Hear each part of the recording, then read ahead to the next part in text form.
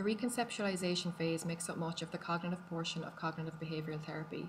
A substantial part of the psychopathology associated with conditions such as chronic pain is thought to originate in the automatic thoughts or irrational beliefs that patients may have regarding their condition. These include thoughts such as, "I am never going to get better," or "I cannot bear this much pain." This phase of CBT seeks to help patients to challenge and question the rationality of such maladaptive thoughts. People are constantly thinking, evaluating, and appraising their situation. This can subsequently influence an individual's mood, behaviour, and some of their physiological processes. Reconceptualization involves continually orientating the patient from his or her belief that symptoms or physical impairments are overwhelming and unmanageable to a belief that these experiences can be modified and controlled by the patient themselves. One method of achieving this is through cognitive restructuring, which encourages people to identify and change stress-inducing thoughts and feelings. Once specific associations of thoughts, emotions, and pain are identified, the patient can consider alternative thoughts and strategies that might be used. The following steps can be used to aid cognitive restructuring. The technique of problem solving is also closely aligned with and incorporated into cognitive restructuring. This has been shown to be particularly useful in treating chronic pain patients. It often involves a set of steps for analysing a problem, identifying options for coping, evaluating the options, deciding upon a plan, and developing strategies for implementing the plan. General guidelines for using problem-solving strategies are as follows. Cognitive and behavioural treatment use a whole range of techniques and procedures to bring about alterations in patients' perceptions of their situation, mood, and behaviour. In addition to cognitive restructuring and problem-solving, these can include relaxation training, distraction skills training, and communication skills training, to name but a few. Despite the selection of treatment technique, it is essential there is a satisfactory therapeutic alliance in order to achieve effective treatment. Treatment is viewed as a collaborative process where the therapist carefully listens to the thoughts and concerns of patients. For example, "I can't do anything when my pain is this bad," and then constructs an atmosphere in which the patient can critically challenge the validity of his or her own beliefs. Patients are usually asked to generate adaptive ways of thinking. For example, "I'll just take one day at a time." In addition, patients may be asked to practice these at home and to review them during the therapy sessions. Here is an example of reconceptualization being used in a clinical setting. The patient you are about to see is a 53-year-old dairy farmer. She lives and works alone. She was diagnosed 1 month ago with rheumatoid arthritis, although she had been experiencing symptoms for over 8 years. She's experiencing morning stiffness lasting half an hour. She reports a VAS score of 7 despite being on a course of dihydrocodeine, and she's having difficulty sleeping. The patient has been attending physiotherapy for 4 weeks, and despite seeing a reduction in swelling in MCPs, PIPs, and DIPs, the patient is still experiencing a lot of pain.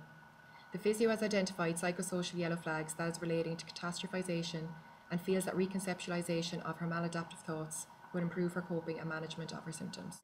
This farm has been in my family for 6 generations. Mm-hmm. I can't just let it go and watch it go down the pan.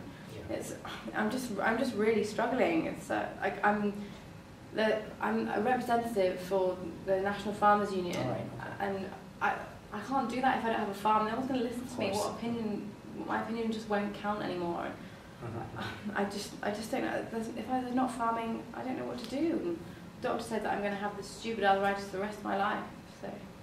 Well, do you think there are any other options? Like, do you think giving up your farm is the only option you have? Well, I can't see anything else. I mean, like, how else are the cows going to get fed? Very true. But I don't think it's all a lost cause. I mean, I think it's a way of changing the way you think about it. Sure, you're not able to do all things at the farm. You're currently struggling with it.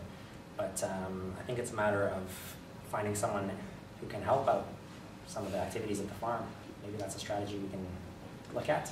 Yeah, but, you know, it's my farm. I don't want some young person coming in and telling me how to run my own farm. Mm-hmm, mm-hmm. Well, I suppose, though, what if it can help you get back in control of your pain? I mean, on those days where you're having flare-ups, on days when you feel like you can't handle the machinery as well as you could, getting that extra body in to help on those days, you know, how do you feel about that? Well, that way you can, you know, as long as, well, I see what you're saying, but I don't want someone else calling the shots. You know, it's my place. It's been my place for 30 years. You can still continue calling the shots. On those days where you have flare-ups, you know, you take a step back, take a more managerial role. You know, you're able to still be the boss and still run the farm the way you want it to be run.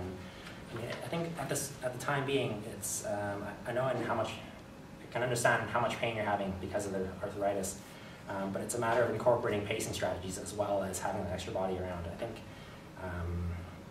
you can't be working through those days, plowing through, and essentially paying for it, you know, the next 2 days after. I think that's where the trouble is. It's pacing. Yeah, I mean, that it does make sense, and you know, if it would help my hands, yeah, help me keep the farm. Yeah, definitely. Have a think of what I said and what we can do. I can give you a pair of compression gloves. That might help with some of the sleep, some of the swelling you're having in the middle of the night. That help with the sleep, hopefully. Kind of go from there. Yeah, but I mean, my hands, they're never going to get better, are they? No, but that's not the point. It's about being able to manage it. You know it's not going to get better. It's a matter of accepting it and managing the condition. Like I said, maybe getting up a bit earlier in the morning to let the hands, you know, warm up, so to speak, to let the pills kick in, the painkillers, as well as maybe taking more frequent breaks. Every half hour of activity, taking 5-10 minutes, let your hands rest. Okay. Some strategies to employ along with having an extra body, I think. Yeah. That makes sense. Well, that's just a start, so I think it's important not to let these thoughts get you down into a spiral. It's not all doom and gloom. I think you're not in this alone. Like your GP and myself are working together to help with your management plan of your rheumatoid arthritis.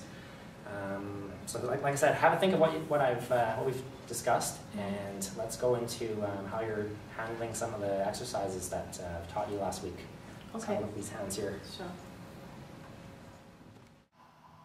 This video highlights the importance of collaboration between patient and physiotherapist in taking a more psychosocial approach to the management of conditions.